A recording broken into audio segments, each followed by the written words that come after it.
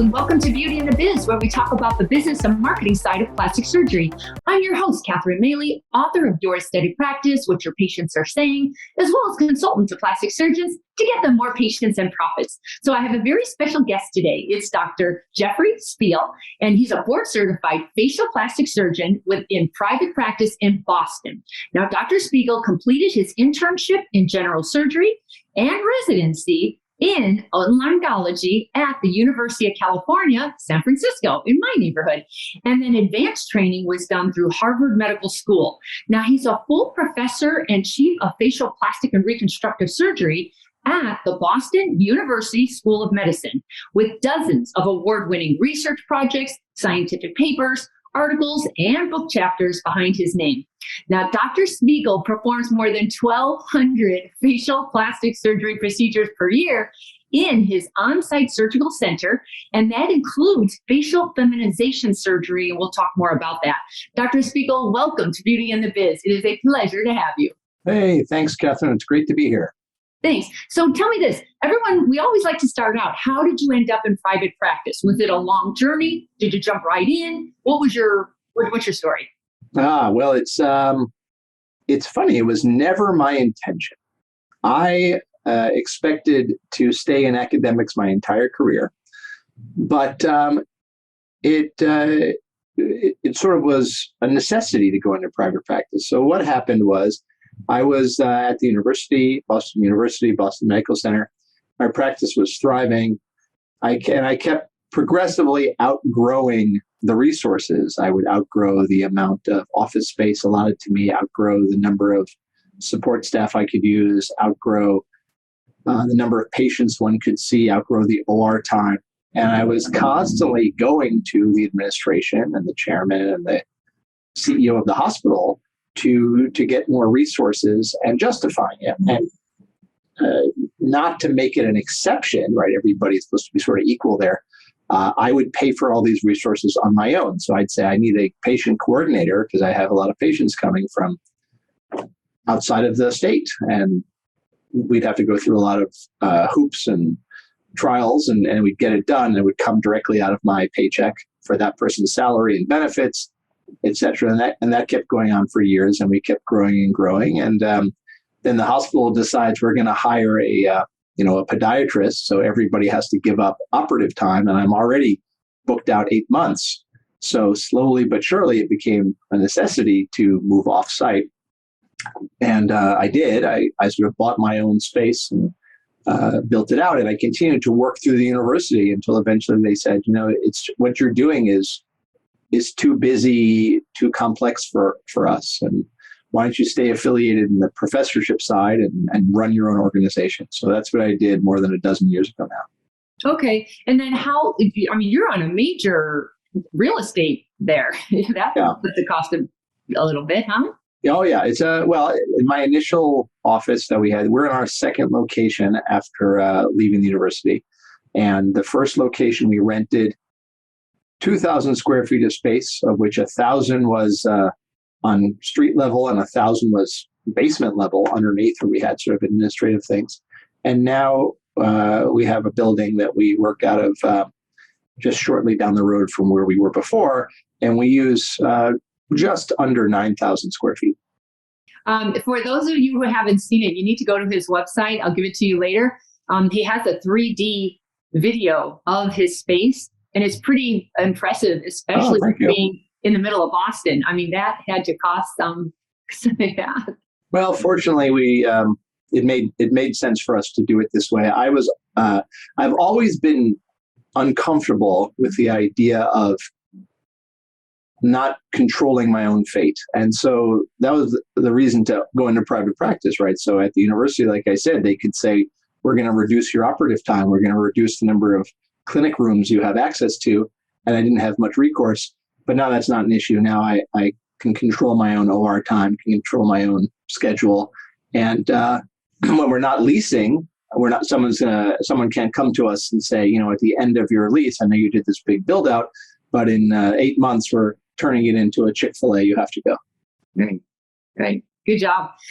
So regarding surgery, You did a great talk in Miami recently about having your own surgical center. And so many of the surgeons are on the fence. Should I, shouldn't I? Should I, should I still beg for time at a surgery center or a hospital, or should I build out my own? Now that you have both sides to that coin, what are the pros and cons of each? Well, the cons of the surgery center are very straightforward. They are, you own it. You have to deal with it. And there are regulations on the regulations. We have 3-ring binders filling shelves with all the things we need to do to maintain and we use quad ASF certification. You need to get every electrical outlet checked. Everything needs to be of a certain standard and protocols and drills and reviews. And I think the other thing is you have to take it seriously and recognize that, if you're at a hospital and you're doing a serious procedure, and something starts to go wrong, and it could be as simple as the instrument you like to use breaks. They usually have something else. They have access, but now you need to have all that redundancy within your own 4 walls in order to be safe. And you have to kind of run through that in your head. If something terrible happens, what am I going to do? And we've had a couple of times even, which I also spoke about at that meeting in Miami, where we have procedures we're doing where something starts to go awry. And it's not that we did something wrong necessarily. It's just, this is something that can happen in a rare case. And now I have to go to the closet and take out the equipment that I never use, but I have it in case that one time occurs, and it does. So those are the cons. And then also it's very expensive. You need to have staff, space, and equipment. Beds. If you want a surgical microscope like I have, that's a 6-figure purchase. The pros, of course, are what I hinted at, which is that you control your own destiny. I have the ability to operate more or less whenever I want. And I'm busier than ever, but I'm not booked out 8 months because I can add on a day. I can say, let's go upstairs and do it this way or that way, or stay longer or start earlier. And on the flip side, for your lifestyle, if you say, oh, you know what, on Tuesday, I have to take my kid to a special assembly at school at 8 a.m. Let's start the OR at 9. You can do that. That's not really possible at the hospital. So, and looking back now, are you glad you did it? Oh my gosh, so glad. Yeah. So glad. Now, that being said, there is probably something in the middle, which is even better, which is if someone in your neighborhood has a surgery center. So my surgery center has 3 ORs. So we call it Newton Surgery, and we have a website for it, newtonsurgery.com, and there's 3 ORs. And there are a number of other plastic surgeons in the area who had the same problems I have, and they come and operate here. And that's what we focus on, is plastic surgery and facial plastic surgery. So it's a nice experience. And the person coming in for a facelift is not in the waiting room next to somebody, with a bleeding open leg, or who's there for, an appendectomy or hand surgery or something, or an eye surgery, something that makes them feel kind of like they're in a place for sick people. Right. Has that been difficult or challenging to manage other surgeons' expectations? It can be, except that I think when you're one of them, you kind of get it, right? So I know more or less what they want, which is, seamless, quiet, smooth, and, no drama, everything predictable, reliable, nice experience for their patients, not having the nurse in the PACU say, I'll get to you when I get to you. I got somebody else over here who needs my attention, one-on-one. So everybody who's coming through our center gets one-on-one attention. And it's great for the other surgeons in our neighborhood who use it. And, I'd certainly love it if somebody across the street had what I have, and I could go for it whenever I feel like it too, because we bend over backwards to make it available. It's not, these things aren't necessarily money makers for plastic surgery OR suites, but they are tremendously good for quality of life and for allowing you to operate when you want to. So in that way, they're really good for your bottom line. It does seem like if you're going to look at this as a profit center, you're going to be disappointed. It's much more about what you just said, the quality of life, the freedom, actually, and the opportunity costs. Everyone forgets all the hassle they went through trying to find space elsewhere. The patients hassled because they have to pay differently with you than them. And it's just all of that adds up. And I think it also is the hassle factor. As you get older, you just don't want to hassle with all of that. So if you can make your life easier, do. But how did you know how to do it? I just was talking to a surgeon and he just spent millions doing the build out. And guess what happens? He doesn't know that they have to have 2 lobbies. So now they're back under construction again. And yeah, and I thought, oh dear Lord, how does that happen? So any pearls about who you need to work with to make sure you're dotting your I's and crossing your T's? Yes, you need to. So I'll tell you what I did. What I did is I researched and found a consulting group who walks you through the process, and who, helps whoever is the resource on your end to make sure that you're going to be qualified and certified. And then the next most important part, perhaps the most important part, is to find an individual who is of that personality, which means we've had 2 people running our ORs from construction time until now. And the woman who ran it for construction, she was recently out of the military, where she was in the military health corps, and regulations, following the rules, checking off boxes, adhering to standards. This is in her blood. And it was, very comfortable for her. And it didn't feel like she wasn't stressed out at this. She understood the idea of the final inspection and getting things done according to code. And the woman we have running it now is similarly skilled at keeping all those kinds of things in the front of your mind. But the consulting firm is valuable because they have experience and they are there to say, okay, you're going to need a checklist for this or that. And they send it to you. And you don't have to build it from scratch or things like that. Now, we've also simplified things quite a bit. And I think we've educated our consulting firm on a lot of best practices. And there's a lot of new technology out there that's very helpful. For example, something as simple as a blanket warmer for patients in surgery and after surgery. You have to have a temperature log. And so you can spend a lot of, man hours logging that, or you can go on Amazon and get a remote control app logging the temperature, and it'll print out a report of the variations by weekly, monthly, yearly, whatever you need for your inspection. So there's a few things you can do to simplify your life. That's a good tip. Now, how is the situation with the staff, the surgical staff versus the office staff? Are you having any issues there? No, we've created a separate corporation for the OR. It's separate in the following ways. It's a separate business entity.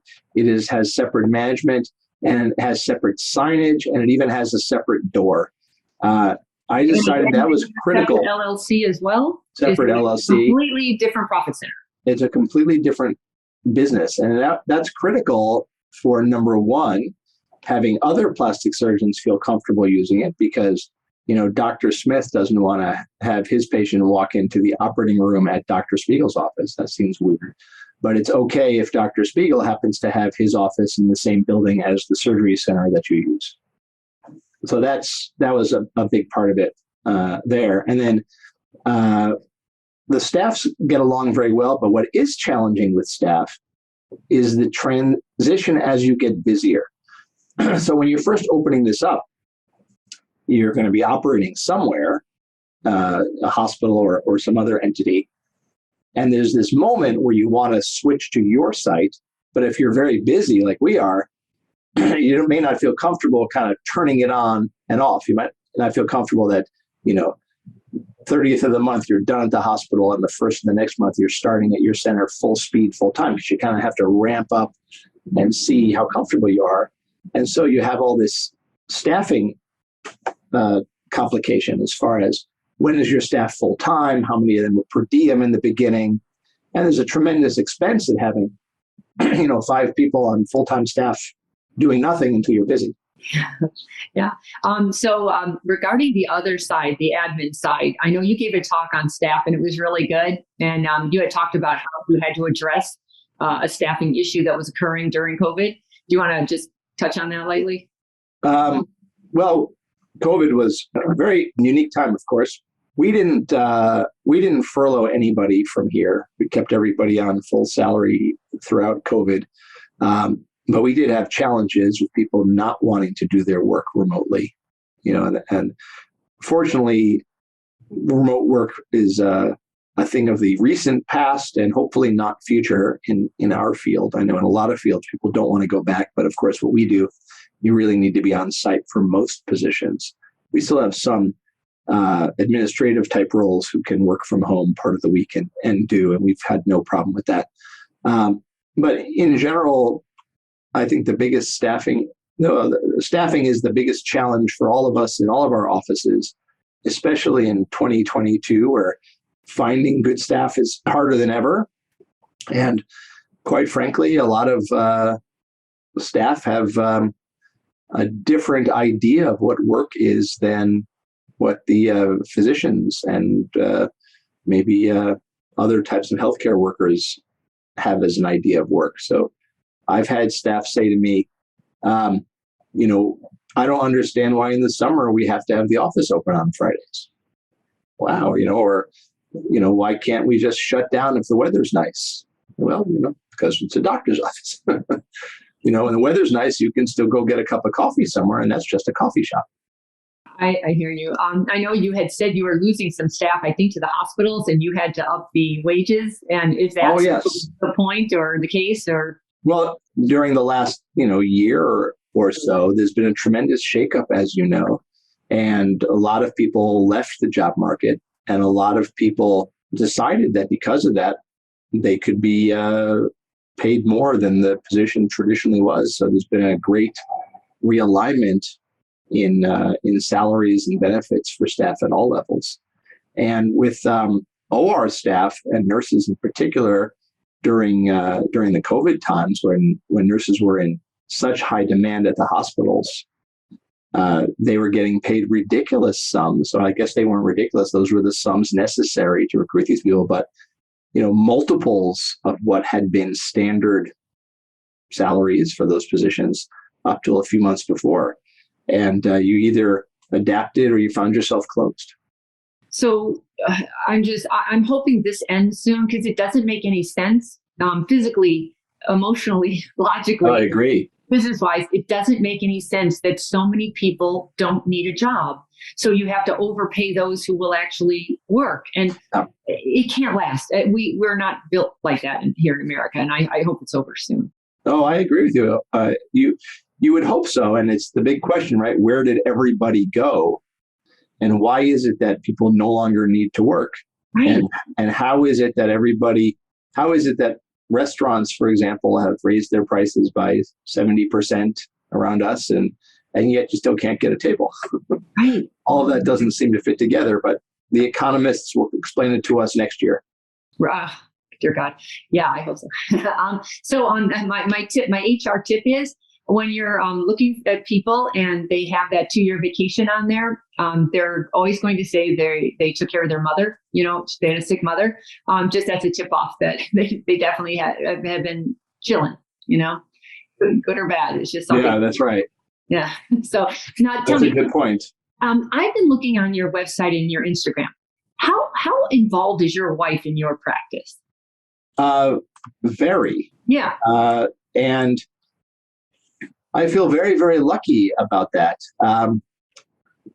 My wife is also a doctor. She has 2 doctorates, actually. And she does a ton of the administrative work for our office. She's a great chief operating officer. Nice. Everyone gets things done. We have meetings, we talk about things, and then she's really the one who is outstanding at motivating our team and helping them stay on deadline and making sure that things move forward. So when you have a spouse or family member who works in your office, typically, that their incentives are aligned with yours, that they want the organization's success, and they're not going to suddenly say goodbye, which is a big problem in today's world. Again, a lot of younger people in particular feel that if they've been at a job for 2 years, they need to move to enhance their resume. Otherwise, someone will think they're stale. And for those of us who are hiring, when we see people who've been jumping around every 18 months or 2 years, you think, gosh, you can't keep a job. But there's just a different alignment here in values. Yeah. And so she's all on the admin side. No. She also does the majority of our aesthetic services.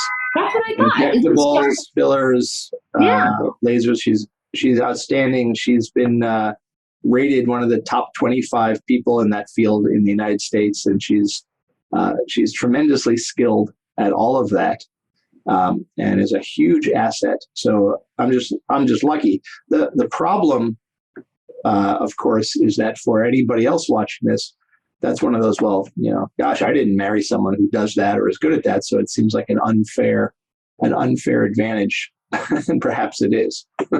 It is. Did you see that coming, like when you were dating her? No. Okay. No, I did not. I did not expect it at all. Never anticipated it. And frankly, I was at the university full time at that point. So the idea of having an office on my own never was a dream. Although it's been a very good experience. There's this 7-year itch concept that people have of the famous movie. But I think people get that professionally too. I think you get this kind of boredom or complacency after a certain number of years. So after enough time at the university, I kind of knew I'd already advanced academically to the limit I could, and my practice had grown to the amount it could there. So it was either stay here forever and just kind of chug it out, or take on a new challenge. So opening our office and then the surgery center, this has been the new challenge, and it's been great. And then do you have plans for adding, how many revenue generators do you have? And do you have plans for adding a partner, an associate, any of that? Let me say it to whoever is watching here. You want a job, come see me. I can't move. We're so busy. We get thousands of patient inquiries a year. We cannot see them all. We cannot do all the procedures. And I would be extremely happy to bring on another facial plastic surgeon, a person who's more interested in body plastic surgery, and possibly even someone who wants to do aesthetics and injectables, because we are already swamped. Because right now it's basically within the Spiegel Center, which is the practice, there's just the two of us, my wife and I, and then the surgery center has me and the other doctors who use it. But I'm still the primary user. I use the most hours. Okay, you heard it here. If please. Looking for a new position in a great city. I love Boston. Be busy tomorrow. Yeah, right. All right. Okay. So if you need, reach out to Dr. This is Spiegel great. Or me. Sure. All right. So let's see what happens. Now let's talk about marketing, because you seem to have an unlimited patient supply. So where are all these patients coming from, and how did you pull that off? Predominantly, it's word of mouth. What happened was early. I think what happened for me, which was a benefit, was early on in the days of the internet. I had a patient come to me for a procedure, and they wanted to get a break if they'd make me a website. And it's like, who has a website? I mean, who needs a website? No one would need that. What is that? I'm in the yellow pages. I'm in the university listing. But I said, what the heck? So they made me a little website. So we've had our website out for a very long time, and it gets a lot of traffic, and it has gotten a lot of traffic for a long time. And then what happened early on, again, in the days of the internet, long before anybody did SEO or had any company doing SEO for them, or even before it was a field, I had a patient who was a computer person. And I did her surgery and she was happy. And then a couple months later said, oh, everything's gone bad. I said, oh my gosh, come back to Boston. She was from out of town. And I'll take a look. She came back and I was like, looks pretty good, but all right, yeah, I see your thoughts. And I fixed everything for her, adjusted it for her. And then she was so happy. And then a couple months later, it happened again. I'm not happy. She came back. This time, like, gosh, everything really is perfect, but I'll do a little stitch here, a little shot there, make you happy. She went away, and just as you thought, she was happy. And then 2 months later, unhappy again. And so I said, listen, there is nothing left. And this is 20 years ago. And I'm like, all right, this is on me now. I'm not getting that you have some sort of body dysmorphia or just cannot see it, or it's something else. And, I eventually figured out that she was unhappy that the guy she liked didn't care for her any more than before, even after she had changed her appearance, which she thought it would. And so a bunch of mistakes there. But I wouldn't fix it. I said, there's nothing left to do. You need to seek help a different way.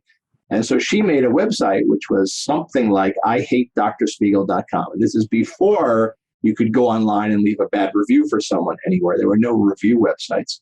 And so if someone was looking for me, they found this site, which was like a site to trash me. And she put up pictures of herself before and at each stage of the surgery and talked about how she went to see me. And I offered to fix it, but then eventually I didn't. And that led to me getting very, very busy, because people would look for me, find her site, read it in morbid curiosity and be like, oh, well, she actually looks really good. There's something wrong with the way she's seeing herself. I'll go see that guy. And so that actually helped me grow quite a bit. So it's sort of funny. So that was a big boost. And it's been primarily word of mouth ever since. We do close to nothing in terms of advertising. We have a social media presence across multiple channels, which I think is necessary as a means of proving your existence. If you think about your own behavior, someone says to you, there's a great restaurant in Marin County, you ought to go to this restaurant. And you go, what's it called? And you look it up online. If they didn't have a website, you'd be like, there's something fishy there. I'm not going. And if you go on Facebook and they don't have a page, even if it's ignored, you'd be like, that's sort of funny. And then if you go on Instagram and they don't exist, you'd be like, well, they must not be that trendy, and so on and so on. So it's kind of just proof that you're the real deal and that you are a contender. I don't think you need to be like some of the clowns out there. And there are some internet clowns who are, making videos all day of dancing or acting or singing or things that are kind of entertainment rather than medical. But, if that's what they like, good for you. But I don't think you necessarily need to be that person. But you do need to exist on it as proof of existence. There's such a balance between educating and entertaining, and then you need some kind of a call to action. Like, you're not doing this just to spend your afternoons doing this and videotaping and coming up with ideas. The whole point is to ingratiate yourself and get somebody to know you so well that they're willing to come see you.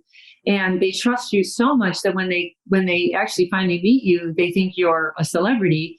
That's how, there's a point to all of this. And I think everyone's losing their focus because, like, for example, a lot of people now are doing Instagram, and it took a minute, because surgeons aren't naturally actors or entertainers. You're much not more necessarily. Yeah, well, so most are. Well, you're right. Not necessarily so. You're right. Yeah, but then now you're used to, like, okay, I'll show them, like, I'll take pictures with my patients and my staff, and now everything's a reel, and that's a video. And I don't know if you've noticed, but if you try to go to social media now, they're not going to let you just scroll. They're going to make you watch all these little videos. And frankly, they're so freaking addicting. I can't even do it because I'm lost for 30 minutes watching things who cares? I don't need to do any of that. I get so mad at myself.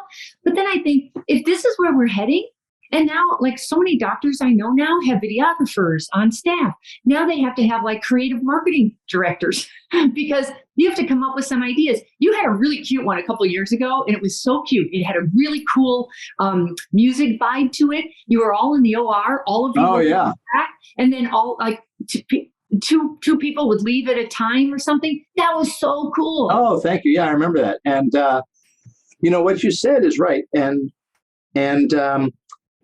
in marketing, there's different types of marketing. And when you hire a marketing firm, which we haven't, but I've read about this on my own, you have to think about how are you going to differentiate yourself or your product or your service. And sometimes you try to differentiate it on something that you think is the case, and it doesn't work. And famously, there was the Pepsi challenge, the Coke versus Pepsi challenge. And Pepsi tried to say, in a blind taste test, people preferred our taste. Well, okay, but nobody cared enough because Coke was great and Pepsi was fine and nobody cared. Or Burger King used to try this. Our French fries are better than McDonald's. No way. Come to us for improved taste. But people liked McDonald's French fries, and there was McDonald's no has reason the for best this. French fries. Yeah. So they were trying to distinguish themselves on quality of the product. Now, McDonald's, you'll notice, never does this in their advertising. They're the segment leader in fast food, and they don't distinguish themselves on this. All of their advertisements are, have a nice day, it's McDonald's. You deserve to have a nice day. It's everyone's smiley and happy here, happiness. And what they're doing is creating a feel so that you associate their brand with a feeling. And they're not making claims about we're better. And a lot of times what happens with plastic surgeons is, especially young ones, is you get out and you have this need to compete and this sense of, probably a little bit of a sense of, am I really capable of this? And so It's a lot of, what I do is better. I'm the only one who can do this. Everybody else is bad. I'm better, better, better. But really, anybody who's in practice and succeeding is delivering a nice, solid, outcome. You don't stay in practice if you're doing bad work.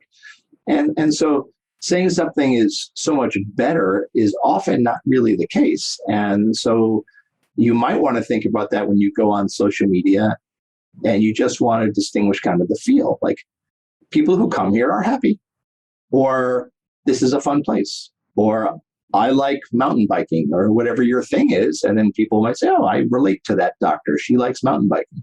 I do too. And so it doesn't necessarily have to be, we're the only one who knows this magical stitch. Right. It can be, this is a nice, fun place with pretty normal people. And people who are looking for a nice, fun place with pretty normal people will find that to be a good fit.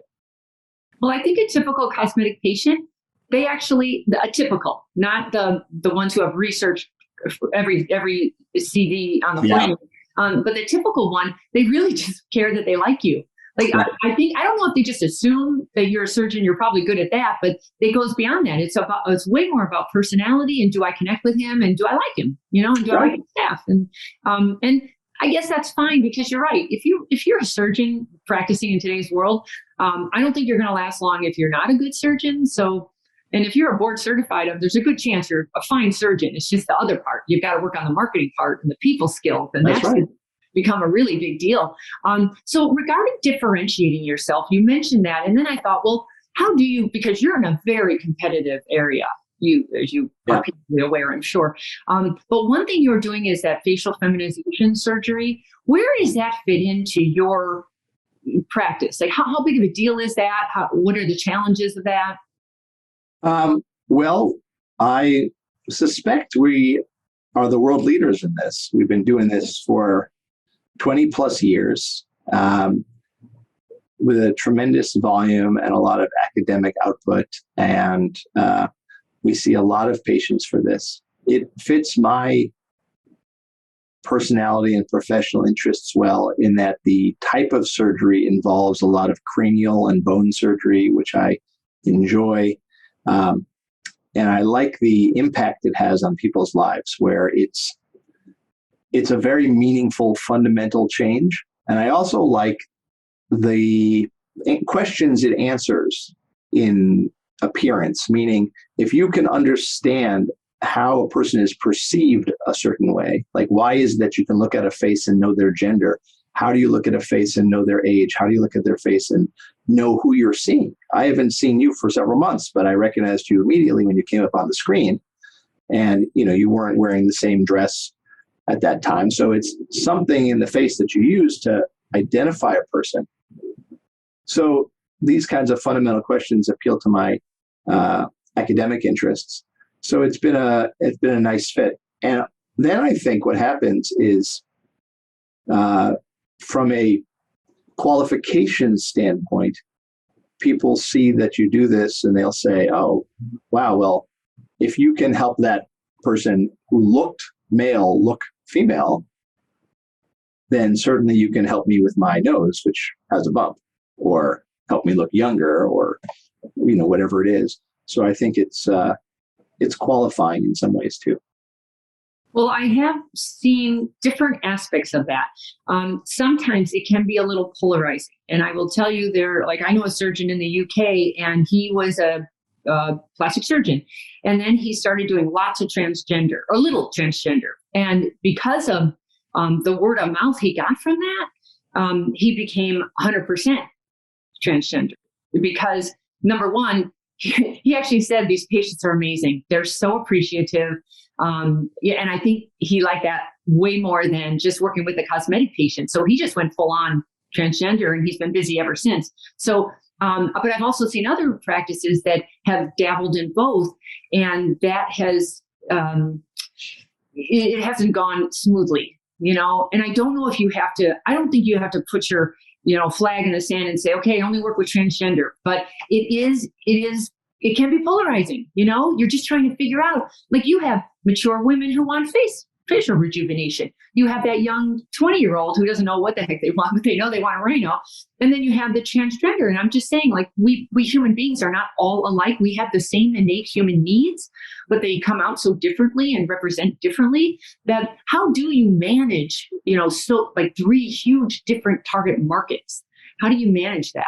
Well, that's very difficult to do. And it poses an important point, what you said, which is you have to feel comfortable, I think, for the most part, giving things up as you go. When you first get out in practice, you're like, I learned everything, I saw everything, I want to do everything. Right. And that's good. But when you start to get into a groove, or you start to realize, oh, I'm seeing a fair amount of rhinoplasty and I'm getting comfortable with it, maybe it's okay to stay there and give something up. Transgender surgery, I would say, is not something, or gender confirmation surgery is not something to dabble in that it's a little bit different technically. The patient needs are very specific, and it requires, I think a certain degree of commitment. If you have that commitment, it's not hard to get your office ready, in that you simply follow the golden rule, right? Treat everybody as you would want to be treated yourself, and you're going to succeed. And I think the best thing about being in practice, after so many years, is you can be yourself. I do, I like comedy, I like music, I like joking and singing, and eventually you realize you said doctors aren't actors a lot of the time, and you're right. And I'm not interested in acting a role other than being myself. So I joke with my patients. I, sing during their surgeries when they're awake. And, it just helps me enjoy my day and my work and my life. And I think that's very important. So you just find what you're comfortable with, and that's going to be the way to succeed ultimately. Okay. There's something else you do that's very unusual. You have other doctors on, you videotape, conversations with other surgeons. What's that all about? Because that's very interesting. There's a few parts to that. For the main thing is that starting during COVID, when we here in Massachusetts were shut down for essentially 3 months, where we were, the office was closed, could not be open, March to June 2020. And during that time period, my wife said, maybe I'll start talking to people online, and we'll have a conversation.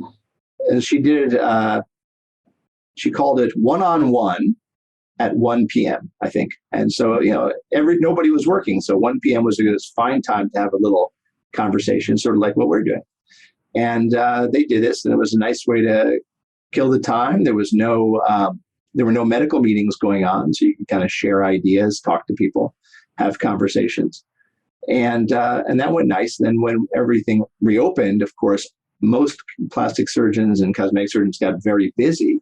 So 1 p.m. was not a good time for anything. So for the last couple of years, she's been doing a 9-minute interview program at 9 p.m. Nice. Wednesday nights on Instagram. So you go to @Dr. Spiegel, Dr. Spiegel, and there's every Wednesday night she does this live program where she'll interview someone, usually from a geographically diverse area. We've had people from Australia, all over the place, and they are people in aesthetics, whether they're a physician, a surgeon, a nurse injector, someone specializing in anti-aging medicine, someone who is an industry person. We should have you as a guest, in fact. Sure. And she's been doing that for a couple of years. She told me that I now have to be a host twice a month because it's a lot of work. So she wants to share the load there. That's one disadvantage of having your spouse in your practice. Your office manager otherwise wouldn't tell you that. So I'll be doing more and more of them. But yeah, it's nice. We get online, we share ideas, and it's, I think, a nice way for colleagues to learn things, but also for patients to see, these people who you might think of as competitors are actually very friendly, and they're not cutthroat people. They're out there sharing their ideas and trying to advance the world. I thought that was the nicest part. I thought, see, all surgeons are not fighting with each other. Some actually get along and work together, and there's plenty for everybody, and that kind of mindset. Plenty for everybody. We have too much. Remember that part where I said, please come join us? I want to reiterate that. I tell you, that's a great opportunity. Your office is gorgeous. I'll just say it one more time. You have to see the 3D tour of his office. It's this huge diagram, and you can move the arrow so you can walk through his office. Walk through the office later. Yeah. Yes. And it's 9,000 square feet on a really killer street in Boston. Yeah. My Lord, that had to cost some money. So you're not even from Boston, are you? Well, I'm from New England. I'm originally from Connecticut. Okay. So the eastern half of Connecticut thinks of itself as a suburb of Boston, and the western half is a suburb of New York. Okay, good. So tell me, let's talk about mindset. What has driven you to go from academia, where you are in a nice, safe cocoon, to 9,000 square feet in killer real estate in a very competitive arena, and not just enter that world, but really build a little kingdom in that world? What did you need to get to that? What did you need to learn, to think, to do? It's great questions. There was so much to learn, and I'm still learning every day. I started off just aggressively reading. I read Harvard Business Review. I read and bought Harvard Business Review summary books, which were great. I read your books. I read books by authors about Six Sigma, about lean techniques, about management, about time tactics, about marketing. And, most plastic surgeons have a lifetime love of learning and are spent the first 30-something years of their lives in school and intensively reading and studying. And so it's natural as an interest. And like I told you earlier, when you get that little bit of an itch in your current position, you think, well, let me learn something new. And if that's an interest for you. I also read basic economics books. I didn't really study economics in school. I regret that. I think that it's a fascinating field, and I wish I had read more. So I read books, fundamental basic economics books by Thomas Sowell and the like. And I find them very interesting. So you take all that together, and then you trust yourself. You say, doctors are, for the most part, pretty capable people with good executive function and good understanding of things. And so you can take what you read, and then you take a chance. Right. And half of success is also failing, but I don't call it failing. It's just feedback. You try something, Yeah, it doesn't work, no problem. You try something else. That is how you do success. Oh, we just had a huge failure. We were changing we were changing some company who works with us on our website, and I thought I found a real secret because there's something called white label, which I didn't know about. It turns out that a lot of the SEO companies you hire are really sort of a front or a face, and they offload the SEO to a white label group. So I thought, fabulous! I've discovered this little secret of theirs. I'll hire the person actually doing the work. Directly, yeah. That didn't go well for us. Oh. We didn't get the not having that middleman there limited their responsiveness and their ability to, perform where we needed them to. So we've undone that, and that's a mistake that I learned. I thought it was such a great business innovation, but it was the opposite. So we're constantly, one step forward, half a step back, but going forward. For sure. Any last words of wisdom? And by the way, everyone, remember there's a job opening there for you in Boston. Yeah, right. That's my words of wisdom. Any words of wisdom for anyone who wants to get in the industry, up level their practice? Because I have to tell you something. Not every plastic surgeon thinks like you do. Here's my theory. A majority of them are so sick of the learning. Like, I think they've had enough of it, and they finally got to their practice. They set it up, and I think they just exhaled and said, this is all I want. I just want this. I don't need to be the lion in the jungle. And they don't want to learn anymore. Like they just want to coast. And then there's this other group like you who are still thinking and striving and learning and growing. And how else can I do something, or how else can I grow this thing? There are all sorts of different personalities out there. You're right. And both are great.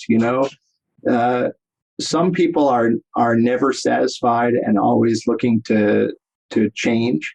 And other people, and perhaps they're much luckier, are completely satisfied with where they are and have hit that spot where they're super, super comfortable and pleased with their position. And what could be better than that? Right. So no words of wisdom? No, just I think, exhale, like you said. Where it's a good field, people will come, do good work, aim for singles. I was always taught when you first start out.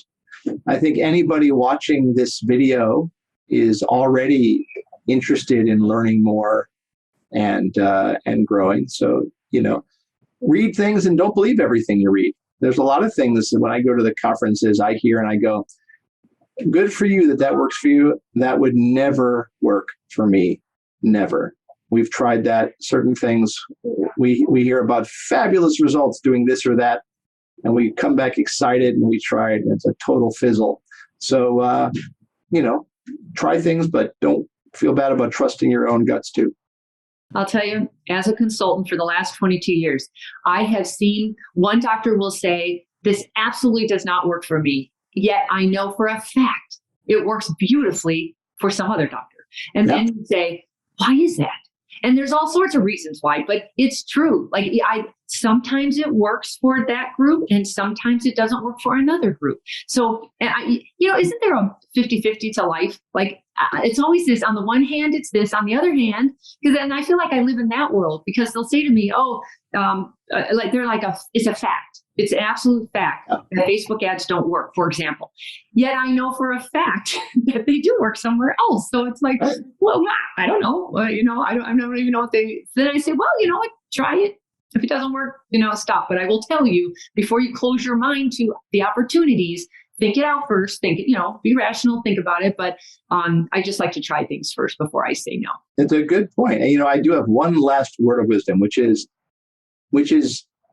You have to decide who you're going to be in a way, and it's your choice. So, for example, there are the doctors who are on Groupon. There are the doctors who are not. There are the doctors who are moderate priced. There are the doctors who have astronomical prices. You think, didn't know there was anyone in the world willing to pay that for that service.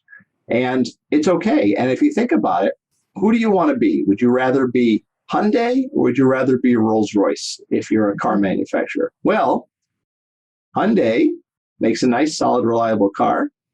They do not have the posh or the brand name of Rolls-Royce. Hyundai makes a lot more money each year than Rolls-Royce does. They sell a lot more cars, and they're worth a lot more as a company. But maybe your ego is, I need to be Rolls-Royce. In that case, fine. Just understand what comes with that. You can't be both. You can't be everything to everyone. And you better back it up. If you're going to charge 5 times more than the other guy, you better be able to logically and emotionally be able to get that patient to that punchline. Like, why are you 5 times more? And if you can back it up, go for it. But I think you better answer that question for yourself first. Totally right. Rolls-Royce and Hyundai will both travel you from place to place in safety. Rolls-Royce's experience is nicer in some ways on the road, more bells and whistles. But, like I said, there's pluses and minuses to each. I'm going with the Aston Martin. I think that is the coolest car. Just saying. Yeah. So supercar, not quite as reliable as some others, though. So there's always a catch. Right. I'm just saying it's a cool car. Yeah. That's Very all cool. So if anybody would like to get a hold of Dr. Spiegel with your job application and your CV, please do. Send me an email. He's at drspiegel.com. And Spiegel is spelled Spiegel. And what is your email? Dr. Spiegel at Dr. Spiegel. Dr. Spiegel at drspiegel.com. Oh, that's easy enough. Easy. All right. Thank you. Thank you so much. Thanks, Catherine. That's going to wrap us up for Beauty in the Biz this episode. I hope you appreciated it. If you did, please subscribe so you don't miss out on any episodes. And then if you've got any questions or feedback for me, please leave them at catherinemaley.com, or you can certainly DM me on Instagram at Catherine Maley MBA. Thanks so much, and we'll talk again soon.